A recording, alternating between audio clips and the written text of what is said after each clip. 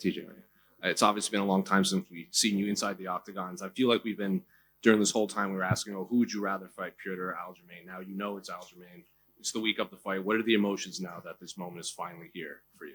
I'm excited, man. It's the only way to put it. Excited to actually fight in front of a big crowd as well, too.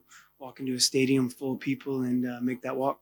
I was going to say the last time we saw you was in the Apex. Before that, it was obviously on that Brooklyn card. It does the addition of fans, even though it is all the way out here in Abu Dhabi. How much of a factor does that play into this? I mean, it's why we do this. It's like the fun of it all.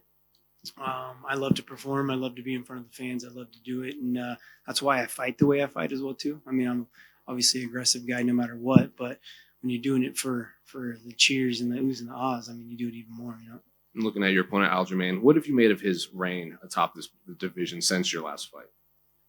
I mean, is it a reign? I mean, I don't feel like the way he even got the belt, kind of sucks, right?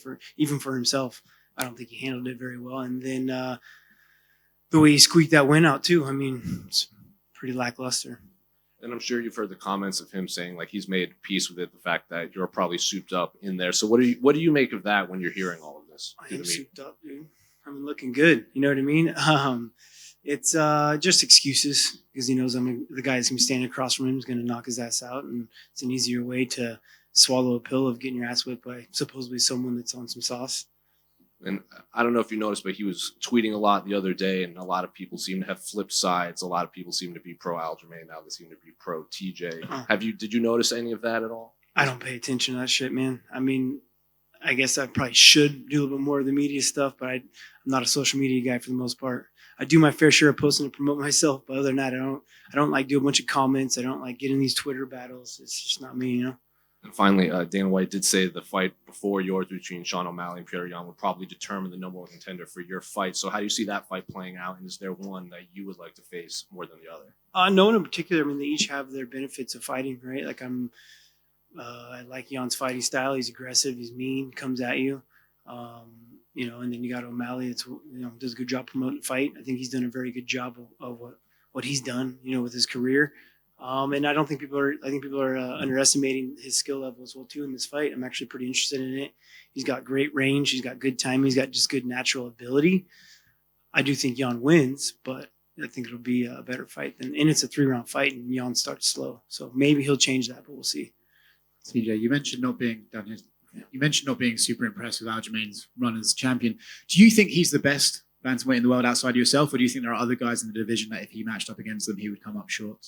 It just depends on the night, man. I mean, he's great. Don't get me wrong. I haven't been impressed with it because he's not a scary fighter. You don't have to go out there and be like, all right, man, I got to be on my toes. I don't want to be this guy's highlight reel knockout, right?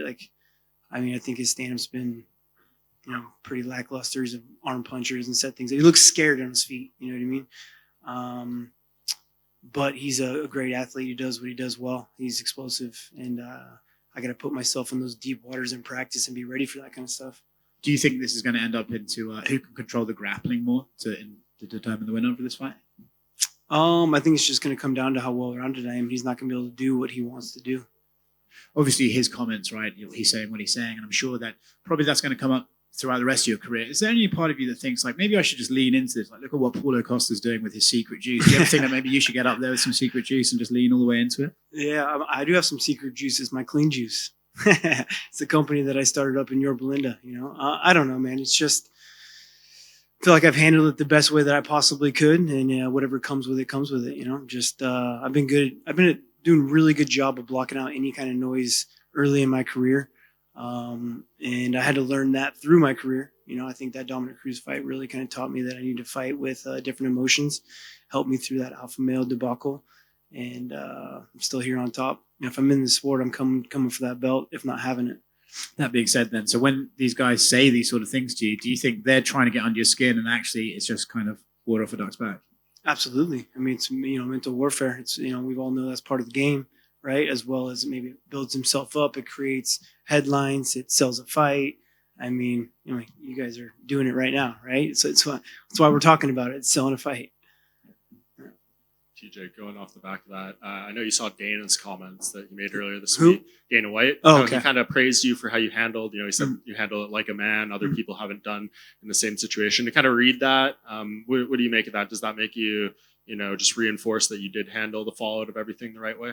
I mean, I knew I did, man. I mean, it's the only way to kind of do it. It was like my own little therapy session, to be honest, right? Just kind of like let everything off my chest and get it behind me. But yeah, I think I've gotten more ridiculed for it because I was so open with about it. But who gives a shit what anyone else thinks? You look at the bantamweight division right now. I mean, Aldo retired, Dominic Cruz just lost, Frankie Edgar is about to retire. These guys that you kind of came up with in the same era are all fizzling out a little bit, and you're about to fight for a title. What does that say to you about your ability to stay on top when some of these other guys have struggled? I'm training the right way, and then I'm the best in the weight class, right? Like I said, if I'm in this sport, I'll be fighting. I haven't fought anyone under the top 5 since 2014. I'm up top. And I'm curious, the UFC released kind of a memo to managers and fighters this week about betting on your guys' selves. What do you just make of that? Is that something that you've ever dabbled with, or does that affect you at all, or teammates or family or anything? I've never got involved in the betting scene when it comes to MMA. It's very unpredictable, right? And people asking me my betting advice, and it's always fucking wrong. So I shouldn't do it anyways. So fade TJ, go opposite of your picks. Yeah, right. Exactly. I mean, actually, I have some buddies that they'll ask me their opinions. Like, all right, so I'm betting on the other guy, right? It's like, all right, whatever. Thank you. Yeah. AJ, right here.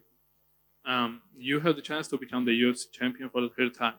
Do you feel like the taking the belt for the 3 times makes you the greatest bantamweight in the UFC history? I already believe I'm the greatest bantamweight in history. I mean, I'm holding all the records. Going to continue to run my reign. But yeah, I think it'll obviously cement that. But I already believe that. I mean, name a guy that's got a better resume right now. TJ, just over here.